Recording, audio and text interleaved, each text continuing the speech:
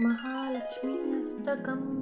इन्द्र उवाच नमस्तेऽस्तु महामाये श्रीपीठे सुरपूजिते शङ्खचक्रगदाहस्ते महालक्ष्मी नमोऽस्तु ते।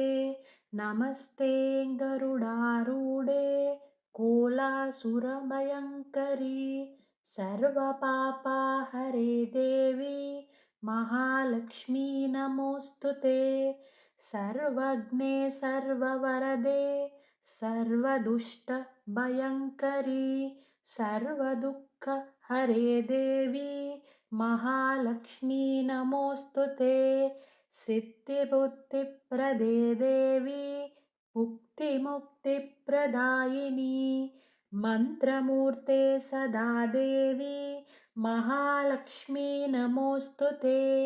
आद्यन्तरहिते देवी आदिशक्ति महेश्वरी योगज्ञे योगसम्भूते महालक्ष्मी नमोऽस्तु ते। स्थूलसूक्ष्म महारौद्रे महाशक्ति महोदरे महापापहरे देवी महालक्ष्मी नमोऽस्तु ते। पद्मासनस्थिते देवी परब्रह्मस्वरूपिणी परमेशी जगन्मातः महालक्ष्मी नमोऽस्तु ते। श्वेताम्बरधरे देवी नानालङ्कारभूषिते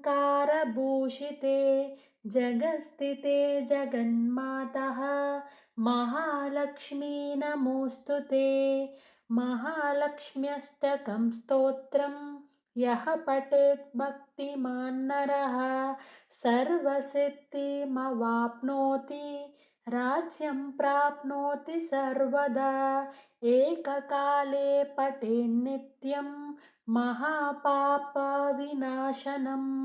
द्विकालं यः पठेन्नित्यं धनधान्यसमन्वितः त्रिकालं यः पठेन्नित्यं महाशत्रुविनाशनं महालक्ष्म्यर्भवेन्नित्यं प्रसन्ना वरदा शुभा।